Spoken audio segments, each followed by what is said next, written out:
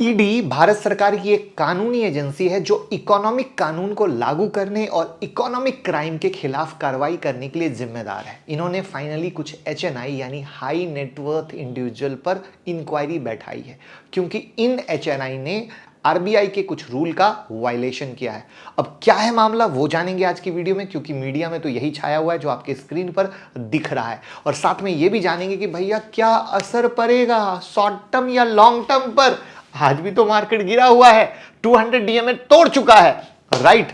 क्योंकि ये मामला एफपीआई यानी फॉरेन पोर्टफोलियो इन्वेस्टमेंट से जुड़ा हुआ है और कोई भी बड़ी खबर आती है, क्योंकि ये अभी मैं नहीं मीडिया सोर्स के आधार पे कह रहा हूं जो मैंने ऑलरेडी स्क्रीन पे दिखा दी है, तो मैं अपने मन से कुछ सपने नहीं बुन रहा हूं जो मीडिया में, क्योंकि ये अभी क्या है, एक इसमें हुक है, वो हुक लास्ट में बताऊंगा। बट कुछ भी अगर न्यूज आती है तो वो एक शॉर्ट टर्म इंपैक्ट तो बनेगा ही ना। तो जो लोग ऑलरेडी डरे हुए हैं वो डर सकते हैं, तो प्लीज ध्यान से देखिएगा, ध्यान से समझिएगा। आधी सुनी हुई बात हमेशा नुकसान देती है। और बाकी अगर आप मार्केट से डरे हुए हैं तो भैया यहां पर आपके डर को दूर करने के लिए लगातार हमने वीडियो बनाई है 1 2 3 4, ये देखिएगा तो डर खत्म हो जाएगा, ये भाई वाला प्रॉमिस है। और गुड न्यूज ये है कि 20 तारीख को सुबह में 7 बजे टेक्निकल एनालिसिस का फ्री सेशन होने जा रहा है हमारे ऐप पर। जूम की लिंक डिस्क्रिप्शन में है, जूम फॉर्म भर दीजिएगा, आपके पास ईमेल पे लिंक आएगा, हो सकता है व्हाट्सएप पे आए, बट आप ईमेल को प्लीज देखने की कोशिश कीजिएगा। लास्ट टाइम जैसे कुछ बेहतर सिखाया था इस बार और भी बेहतर सिखाऊंगा, और मार्केट जिस तरीके से अटका हुआ है यहां पर कैसे बनेगा मौका, सीखेंगे तो कमाएंगे। तो कोई भी सेशन को मिस मत कीजिएगा, वरना बाद में आप वीडियो के लिए परेशान होते हैं। और अब तो लिमिट भी बढ़ गई है, जितने लोग चाहें ज्वाइन कर सकते हैं, तो आप उस फॉर्म को लोगों के साथ भी शेयर कर सकते हैं। और वैसे आप हमारा ऐप भी डाउनलोड कर सकते हैं, लिंक डिस्क्रिप्शन में, जहां एक्सक्लूसिव न्यूज मिलती है जो आपके स्क्रीन पर दिख रही है। ऐसी एक्सक्लूसिव न्यूज कहीं नहीं मिलेगी। तो निफ्टी बैंक निफ्टी सबका चार्ट डिस्कस करेंगे, आपके लिए प्रॉपर से रेडी किया हुआ हूं। पहले मैटर को समझते हैं, ठीक है? ईडी ने हाल के दिनों में काफी हाई नेटवर्थ इंडिविजुअल यानी एचएनआई से उनके ओवरसीज फंड के इन्वेस्टमेंट पर सवाल जवाब किया है। ये फंड इनडायरेक्टली इंडियन इक्विटीज में इन्वेस्ट करते हैं, जिससे फॉरेन एक्सचेंज और सिक्योरिटीज रेगुलेशन के वायलेशन का डर बढ़ गया है। अब ये क्या है, ये समझने के लिए आपको एक टर्म समझना होगा, offshore investment vehicles. Offshore investment vehicles अलग अलग स्ट्रक्चर होते हैं जो किसी इन्वेस्टर के अपने देश के बाहर इन्वेस्टमेंट को होल्ड और मैनेज करने के लिए बनाए जाते हैं। इनमें ऑफशोर कंपनी, ट्रस्ट, पार्टनरशिप और फंड शामिल होते हैं, और हर एक के अलग अलग फीचर और फायदे होते हैं। इन शॉर्ट, अगर फॉरेन इन्वेस्टर इंडिया में इन्वेस्ट करते हैं तो वो ऑफशोर इन्वेस्टमेंट व्हीकल के थ्रू इंडिया में इन्वेस्ट कर सकते हैं। यहां तक तो क्लियर है, डायरेक्टली नहीं कर सकते। और ये ऑफशोर इन्वेस्टमेंट व्हीकल वो देश डिसाइड करता है जिस देश में बाहर के लोग इन्वेस्टमेंट करना चाहते हैं। अब हुआ क्या, ये एचएनआई ने एफपीआई के थ्रू इंडिया में इन्वेस्ट किया है, जो कि आरबीआई के एलआरएस के खिलाफ है। अब कहोगे ये एलआरएस के खिलाफ कैसे है, वो जान लीजिए। एलआरएस के तहत इंडियन एचएनआई बाहर इन्वेस्ट कर सकते हैं लेकिन इंडियन सिक्योरिटीज में नहीं। एचएनआई को अगर इंडियन स्क्रूटनी में इन्वेस्ट करना है तो इंडिया से ही करना है, लेकिन एचएनआई ने क्या किया, एफपीआई के थ्रू इन्वेस्ट किया उस सिक्योरिटी में जिसका मैक्सिमम एक्सपोजर इंडियन मार्केट में है। यानी मोटा मोटी एचएनआई ने इंडिया में ही इन्वेस्ट किया एफपीआई के थ्रू, जो कि रूल का वायलेशन हुआ। अब ऐसा एचएनआई ने क्यों किया, यह आपका सवाल होगा ना। वैसे आपको जवाब मालूम हो तो कमेंट में बता सकते हैं। इसकी दो वजह है। इन्वेस्टर अपने इन्वेस्टमेंट का बड़ा हिस्सा बाहर शिफ्ट कर रहे हैं, करेंसी एप्रिसिएशन का फायदा उठा सके, या फिर चुपके से स्टॉक प्राइस मैनिपुलेशन भी कर सके। और ये पहली दफा नहीं है, इससे पहले अदानी के केस में भी आया था, जब सेबी ने पाया था कि अदानी ने अपने ही कंपनी में एफपीआई के थ्रू इन्वेस्ट किया था। यानी ये दिखाने के लिए उनकी कंपनी में एफपीआई का इन्वेस्टमेंट ज्यादा है जिससे लोगों का ट्रस्ट बने उनके कंपनी में, और लोग क्या करें, इन्वेस्ट करें। सेबी को शक था कि कुछ एफपीआई जो अदानी कंपनी में इन्वेस्ट कर रहे हैं शायद असली पब्लिक शेयर होल्डर है नहीं, बल्कि अदानी प्रमोटर के प्रॉक्सीज के तौर पर काम कर रहे हो सकते हैं। और ये मैं नहीं कह रहा, आर्टिकल में लिखा हुआ है। तो कोई भी चीज मैं अपने मन से शुरू से लेकर आखिरी तक नहीं कह रहा हूं। ईडी उन इन्वेस्टर के खिलाफ एक्शन ले सकता है जो अपने इन्वेस्टमेंट जस्टिफाई ना कर पाते हैं या लॉ को तोड़ते हैं। फेमा यानी फॉरेन एक्सचेंज मैनेजमेंट एक्ट के तहत पेनाल्टीज में इंक्लूड है। इन्वेस्टमेंट अमाउंट का 3 गुना फाइन, मतलब कई सारी कहानी है।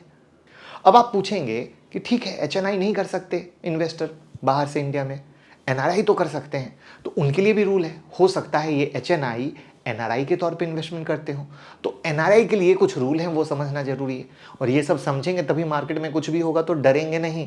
एनआरआई इन्वेस्टमेंट के रूल के लिए एफपीआई रूट ओपन होता है, लेकिन कुछ स्ट्रिक्ट कैप होते हैं। एक एनआरआई 25% से ज़्यादा एफपीआई का स्टेक नहीं ले सकता है। एनआरआई ग्रुप का स्टेक 50% से ज़्यादा नहीं हो सकता है।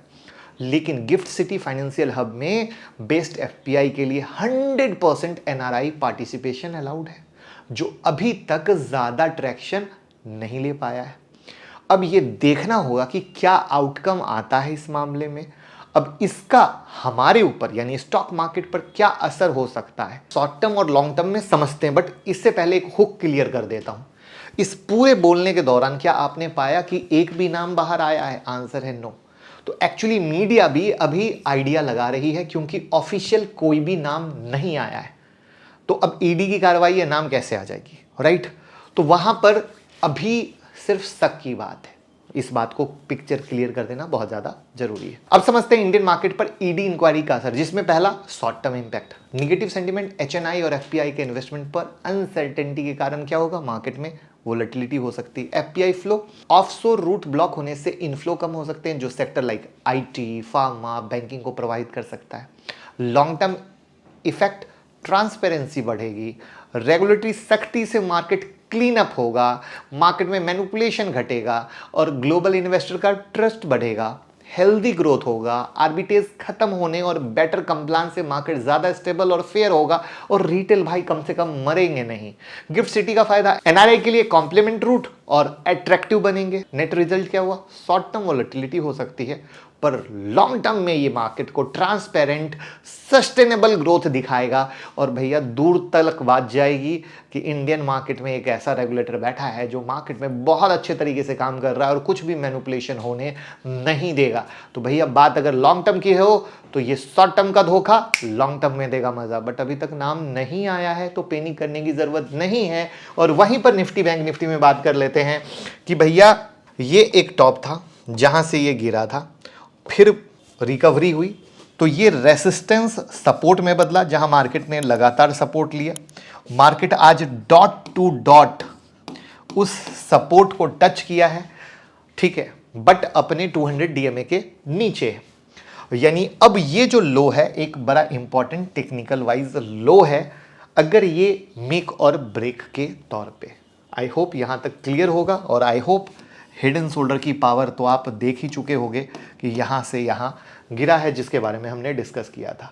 आप इलीट मेंबरशिप हमारे ऐप पे ले सकते हैं। आपके स्क्रीन पर कई वीडियो दिख रही है जो हमने इलीट मेंबरशिप में दी है, तो ऐसी ही लर्निंग आपको मिलेगी जो मज़ा आएगा। तो इलीट मेंबरशिप में आप दूसरों से आगे रह सकते हैं। ये बैंक निफ्टी की बात करें, ये एक लो है जहां से तेजी हुई, फिर गिरा, ये एक लो बनाया, फिर तेजी हुई, मार्केट डॉट इस लो को पकड़ के यहाँ पे होल्ड कर रहा है।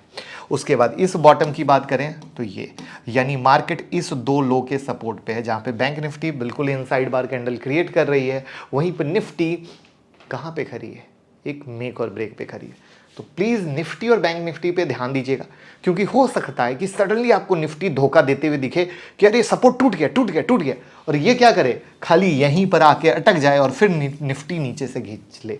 तो यहाँ पर जब तक दोनों भाई साथ साथ ना टूटे तब तक ब्रेकआउट थोड़ा सा ना मानिएगा, आप ट्रैप हो सकते हैं। तो ये है निफ्टी और बैंक निफ्टी की स्पष्ट technical analysis with price action. तो वीडियो को जल्दी से शेयर कर दीजिए और डीमैट अकाउंट का लिंक डिस्क्रिप्शन में है, ओपन कर लीजिए। Thank you so much.